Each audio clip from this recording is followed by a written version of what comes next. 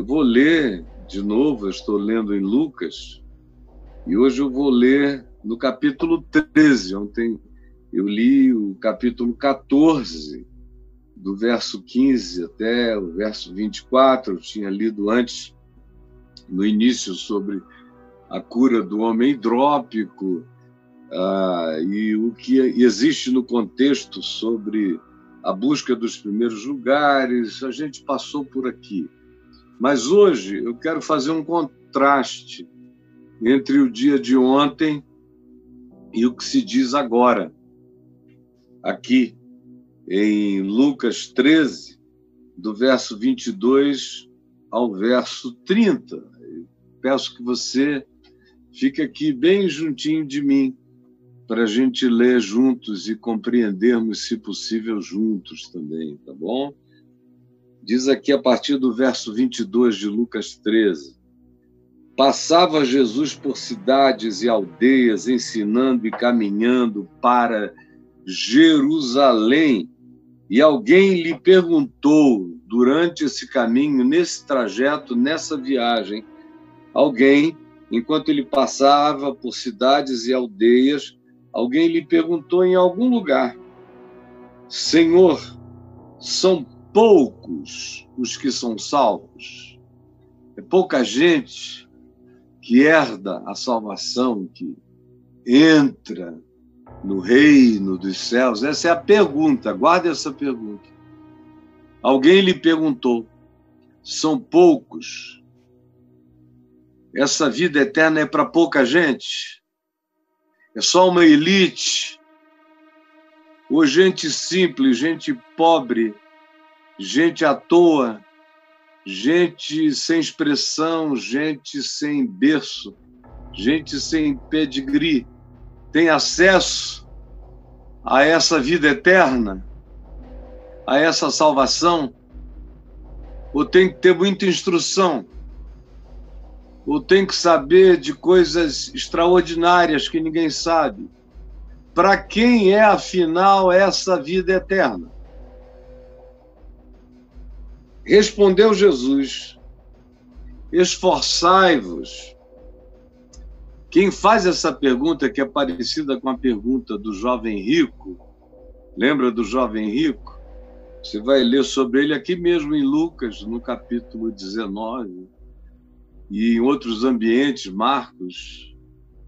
Ele está presente nos evangelhos, o jovem rico, e a pergunta dele é essa, basicamente essa: não são poucos os que são salvos, mas o que devo fazer para herdar a vida eterna? Ele achava que ele era um cara que tinha condições de entrar. E esse aqui, que faz a pergunta que a gente leu, são poucos os que são salvos, acha que pouca gente tem condição de entrar. Ele, o jovem rico, achava que ele era um candidato natural a entrar. É uma outra coisa. O que farei? Ele achava que estava na mão dele o pegar e o fazer acontecer a vida eterna. Esse outro aqui não tem essa presunção, ele só pergunta se são poucos. Mas as questões em si não são tão diferentes, exceto pela motivação do perguntador. E aí Jesus responde: esforçai-vos. Para essa gente que quer saber se é difícil, se consegue, como o jovem rico ou como esse perguntador, a resposta de Jesus é muito semelhante: esforçai-vos. Lá para o jovem rico, ele disse os mandamentos, quais eram. E o moço disse: isso aí eu tenho cumprido desde a minha mocidade, pode arranjar coisa mais complicada, porque se a vida eterna depender disso aí, eu já estou dentro. Aí Jesus disse: bom, então, se você quer mais, vai, vende tudo que tu tens, dá-o aos pobres e tu terás um tesouro dos céus. Aí o cara ficou muito chateado, se retirou com raiva, porque ele queria mais. Aí Jesus disse: bom, se o teu negócio é fazer o esforço, para entrar na vida eterna, então vai. Tem mais uma coisa para você demonstrar na prática, que você ama o próximo de verdade e que você não tem nenhum apego a essas possessividades e que você já é um cidadão que abriu mão e renunciou os encantamentos presentes e se fascinou pelo significado eterno da vida por vir. Por isso, vai, vende todos os teus bens, dá-o aos pobres e tu terás um tesouro dos céus. A esse aqui a pergunta é difícil, são poucos. O que a gente tem que fazer? Aí Jesus diz, esforça-te. Você tem essa questão e já vem com uma numerologia, e já vem com uma estatística, e já vem com uma diminuição, e já vem com uma pressuposição, e já vem achando que isso é para uma elite, para uma seleção. Então, se você tem essa preconcepção de algo tão difícil, esforça-te. Faze conforme a tua consciência, esforça-te. Esforçai-vos por entrar pela porta estreita. Porque eu vos digo que muitos procurarão entrar e não poderão, procurarão, tentarão e não conseguirão, não vão passar. Por que não vão passar? São aqueles que vêm carregados de muitas coisas. E nessa porta estreita só passa o indivíduo, só passa a alma, só passa o ser. O jovem rico, para entrar, tinha que deixar aquilo tudo para trás, porque aquilo tudo não entra para a vida eterna. Esse que perguntou aqui, é difícil? E Jesus disse, esforçai-vos. O grande esforço é deixar fora, é deixar de sobre nós a carga de justiça própria, de autojustificação, de moralidades santificadoras, de éticas salvadoras. Todas essas coisas, todas essas couraças, todos esses instrumentos de autovalidação, de atribuição de importância e significado, de supremacia ética, moral e comportamental da gente em relação comparada ao resto do planeta. O indivíduo tem que se esforçar para deixar isso fora. Como diz o escritor de Hebreus, tem que abandonar o pecado e jogar fora essa multidão de coisas que a gente carrega. Joga fora todo o peso, é como ele diz, e o pecado que tenazmente nos assedia, é isso que se tem que jogar para poder entrar pela porta, porque pela porta só entra gente. Não entra o que você carrega, não entra o que você amealhou, não entra o que você conseguiu. Tua pirâmide não vai contigo. Nem esses teus peitos de silicone. Nada disso vai contigo, nada disso presta para nada. Nem teu orgulho, nem teu academicismo, nem as tuas arrogâncias e soberbas de saberes especiais, nem a tua presunção de membro de seita que vive fazendo e cumprindo e realizando mesmo as coisas que não entende, que não fazem nenhum sentido, que são loucas, mas você pratica a si mesmo. Nada disso vai entrar pela porta. Nada disso. Tua filiação, tua genealogia, as informações que você amealhou, o que você acha que aprendeu, tua biblioteca não vai entrar pela porta, nada disso. Só entra se você for puro de coração, só entra aquele que ficou magro de arrependimento. O arrependimento emagrece a gente para passar pela porta.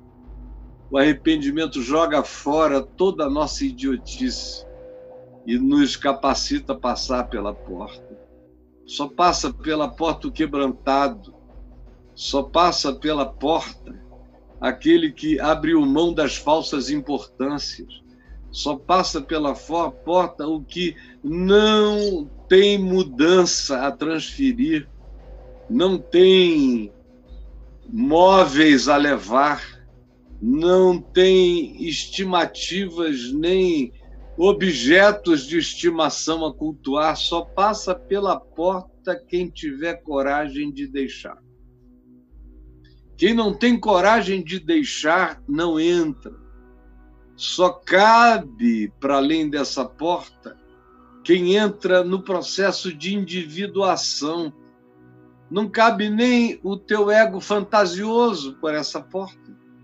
Não cabe a tua impressão causada sobre os outros, não cabem as tuas performaticidades, não cabem as tuas teatralidades, não cabe o teu curso de coach onde você aprendeu determinados modos de cativar, de aprisionar um auditório, de impressionar, de deixá-lo assim na sua mãozinha para você fazer dele o que você quiser.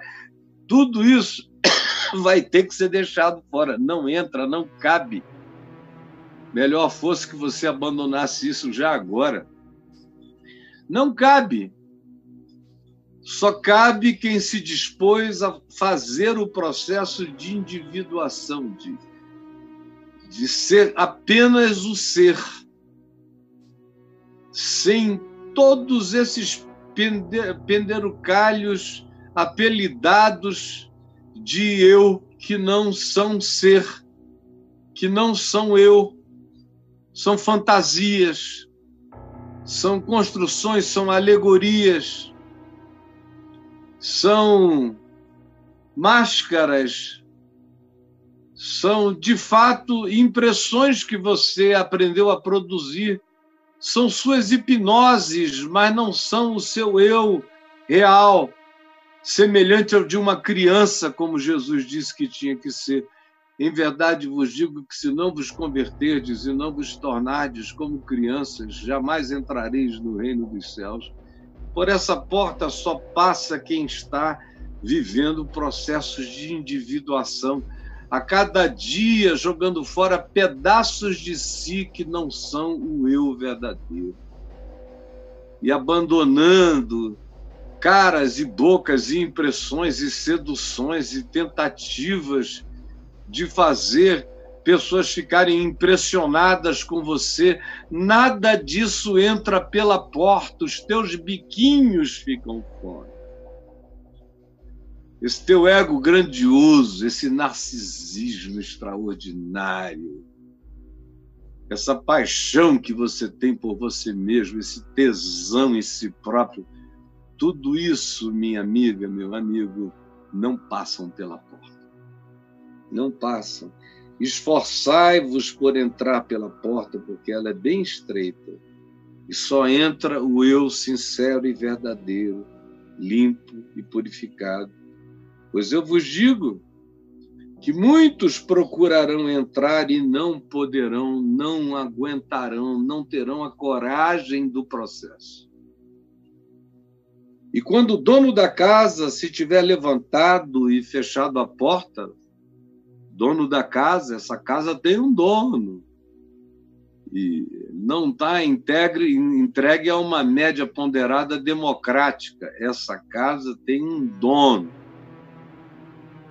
Essa casa, onde existe essa porta que te importa entrar, tem um dono. E quando o dono da casa se tiver levantado e fechado a porta, e vós, do lado de fora, começardes a bater, ele vos responderá. Ele vos responderá. olhar assim pela fresta aquele bando de gente e vai dizer: não sei quem são vocês,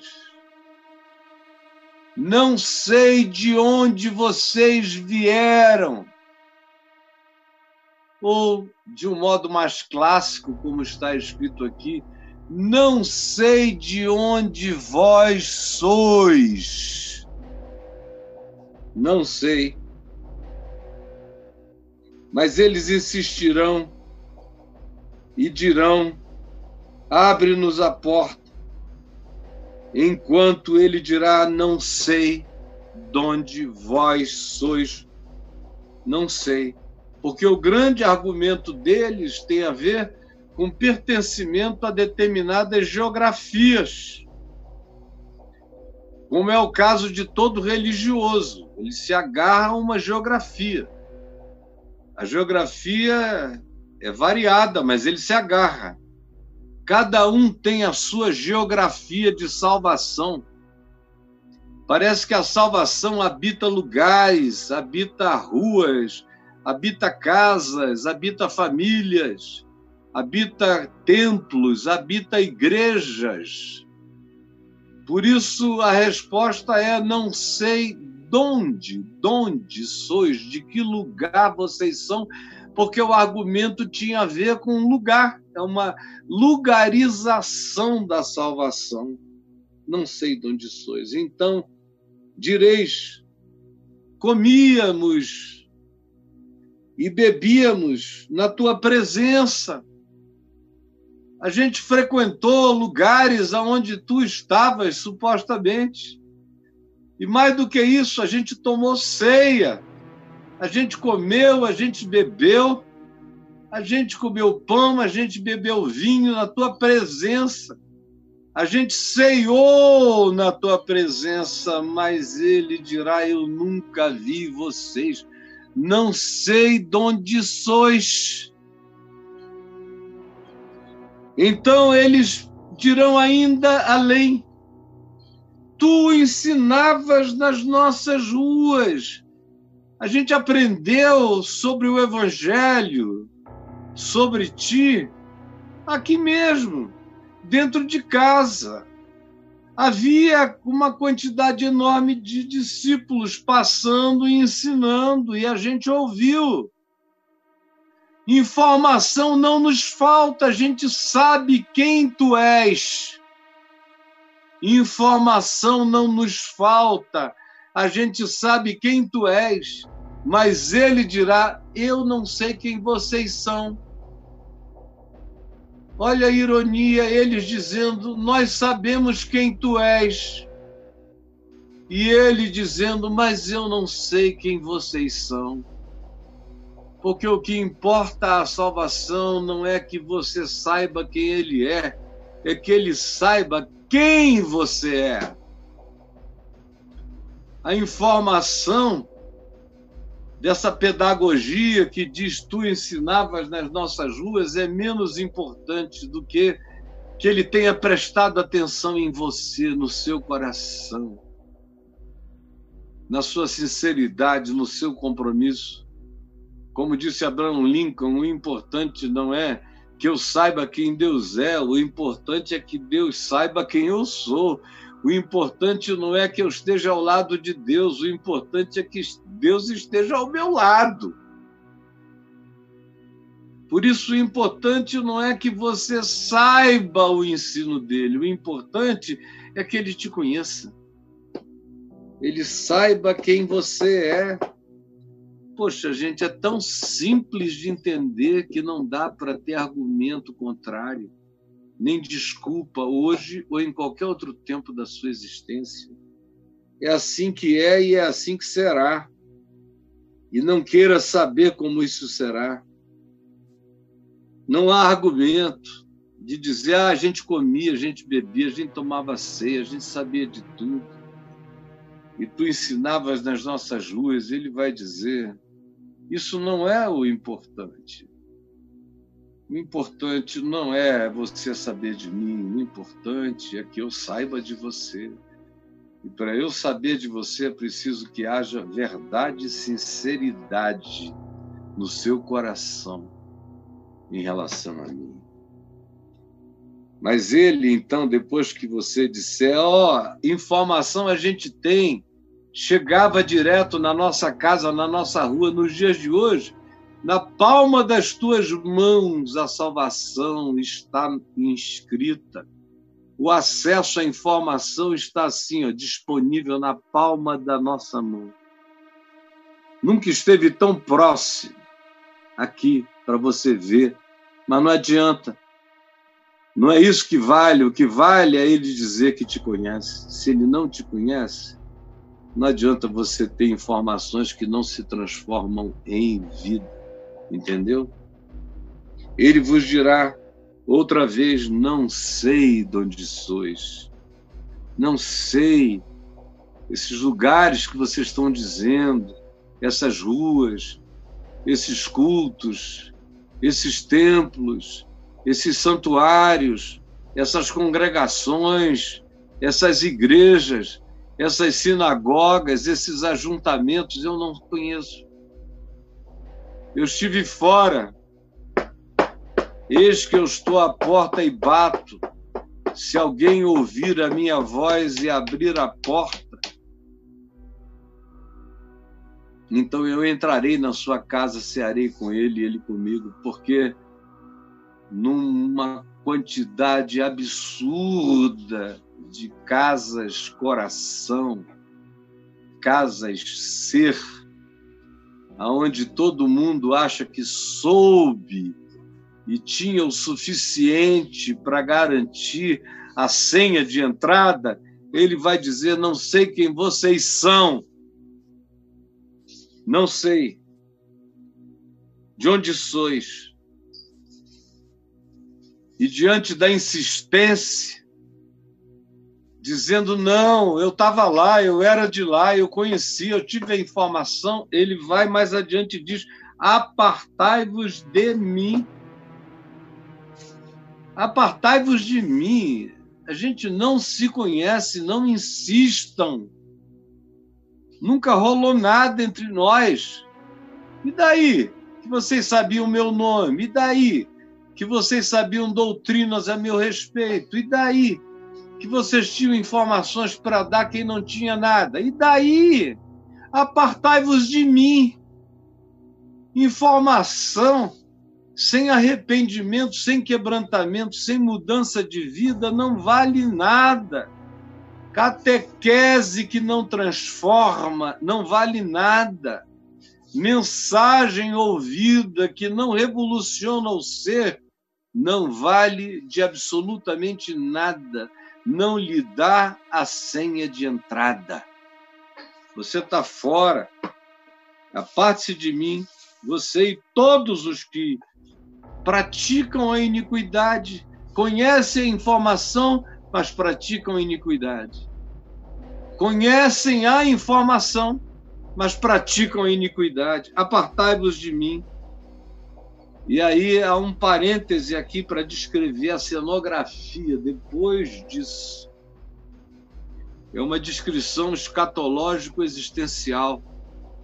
Depois disso, então, o que acontecerá? Qual é a experiência que decorre dessa porta fechada, dessa afirmação peremptória de Jesus? Eu não sei de onde vocês são, apesar de vocês insistirem em lugares, em congregação, em encontros, em catequese, em informação, ele vai dizer de novo, nunca vi vocês e saiam da minha presença. E ali haverá choro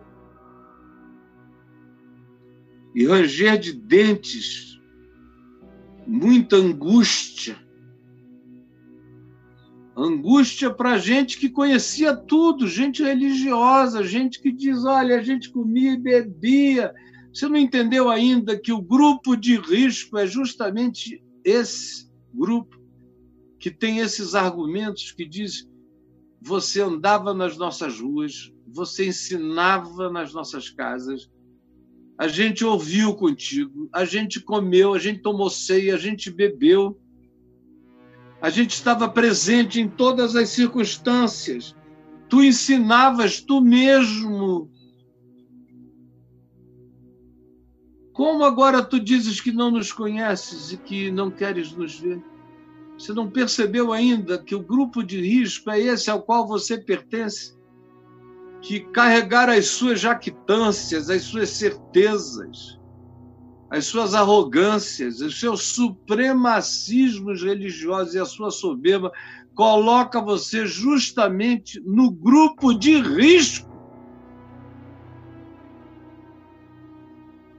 Enche você, todas essas coisas, enche você de comorbidades. Você pode não entrar.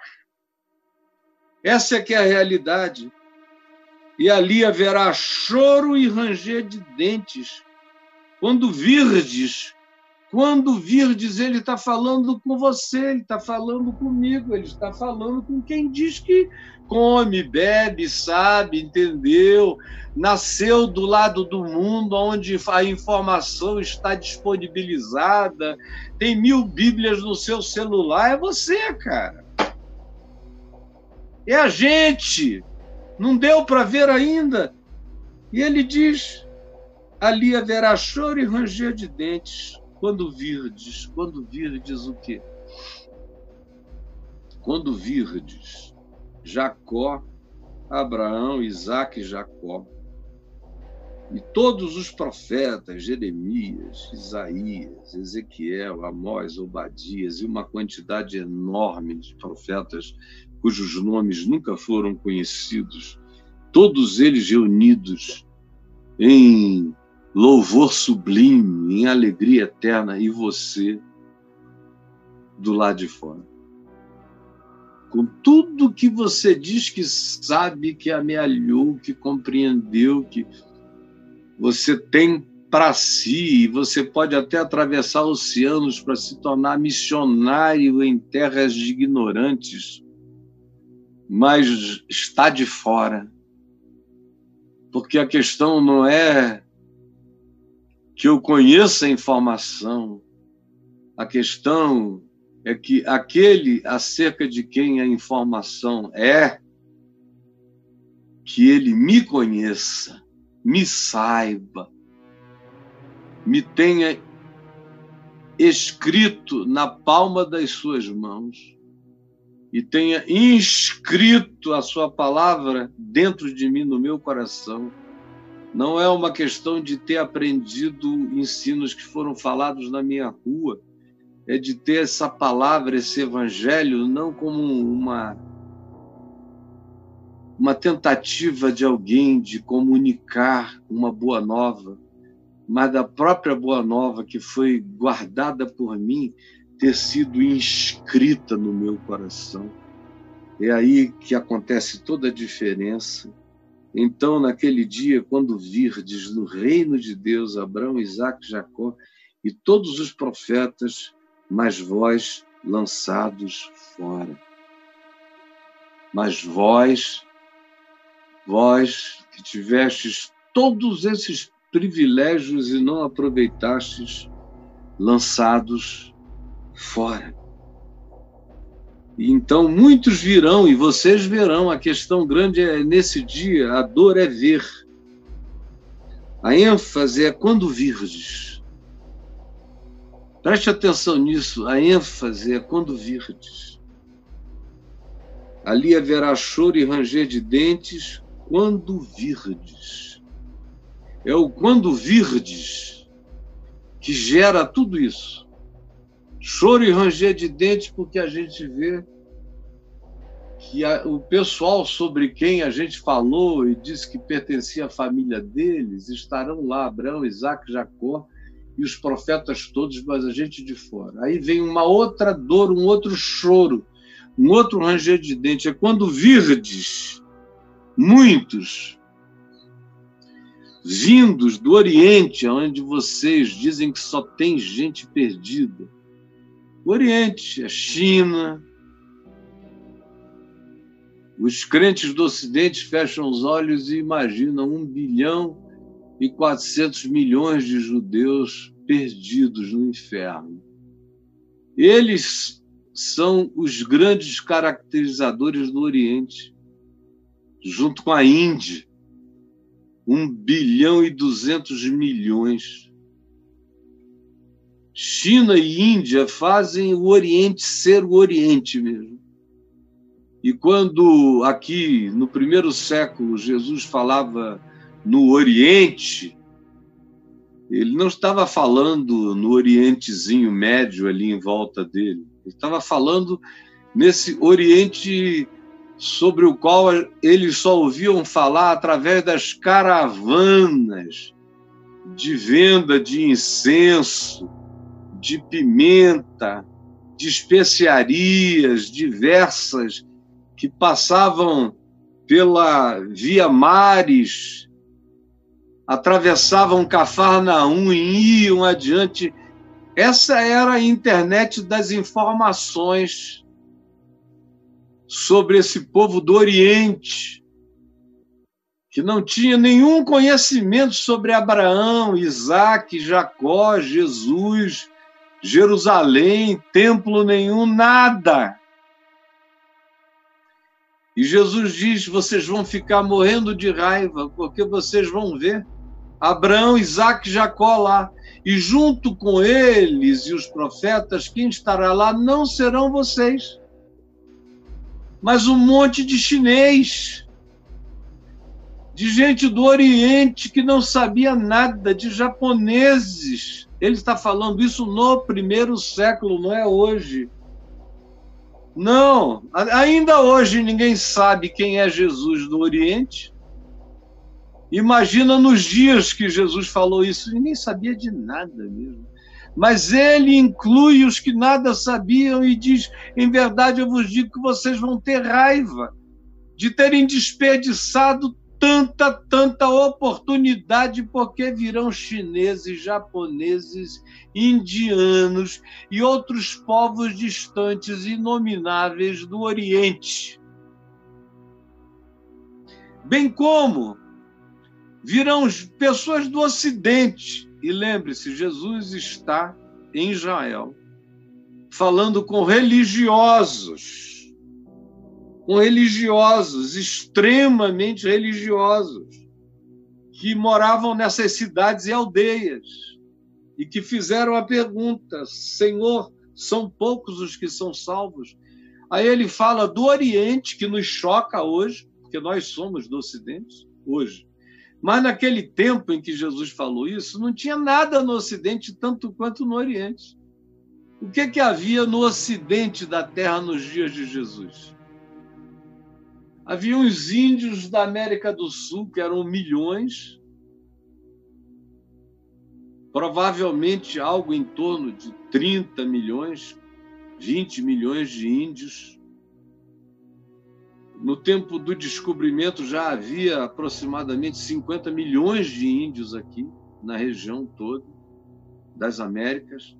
Havia os índios da América do Sul, havia os Nazca, havia os Incas, havia os Maia, havia os Azteca, havia os índios Hopi nos Estados Unidos, os Cheyenne, e toda aquela quantidade enorme de outras tribos que habitavam o território americano.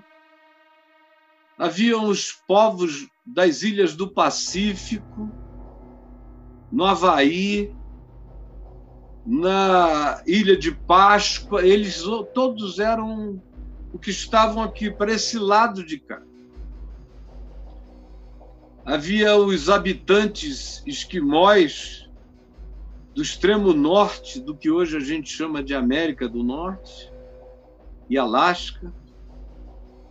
Havia os seres diferentes aqui do Ocidente, tanto quanto havia os do Oriente. Você entende que quando Jesus diz, em verdade eu vos digo que virão muitos do Oriente e do Ocidente, ele não está falando de ninguém que tivesse qualquer informação acerca dele.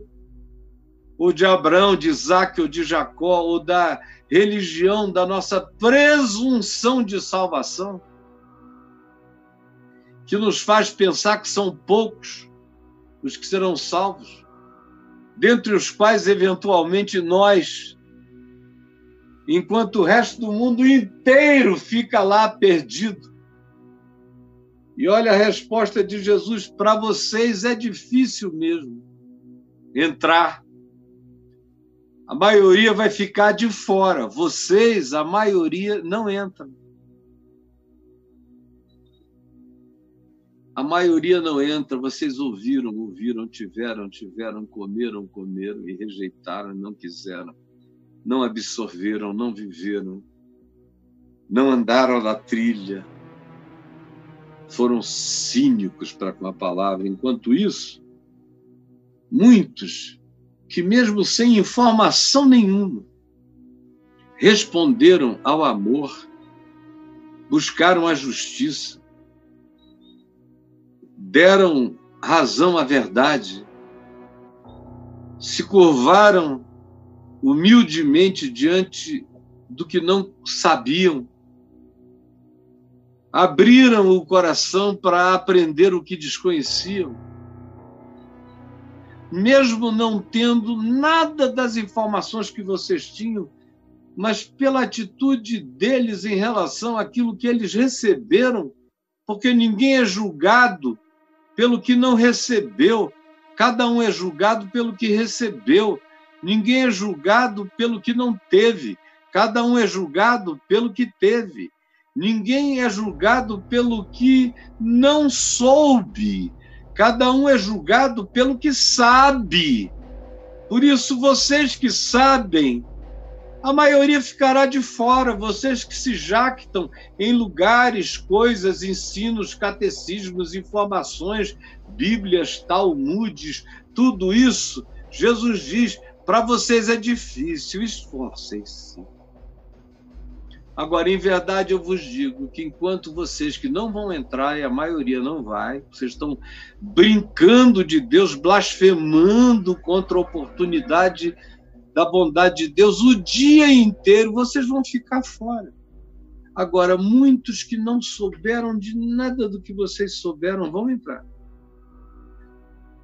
Porque o que Deus procura, aqueles que Deus procura para seus adoradores, são aqueles que o adoram em espírito e em sinceridade, são os que preferem a compaixão à lei, são aqueles que preferem a misericórdia ao juízo, são aqueles que preferem a inclusão à exclusão, são aqueles que preferem a tolerância à ortodoxia intolerante, são aqueles que preferem o compromisso com o perdão do que aqueles que, em nome dos seus dogmas, mantêm os seus não perdões matando almas enquanto eles vivem com o direito de odiar. Em verdade, eu vos digo que muitos desses que, estando longe do centro gravitacional da informação, não sabendo de nada, entrarão, enquanto vocês sabiam de tudo, ficarão de fora. É tão simples entender. Virão do Oriente, do Ocidente, do Norte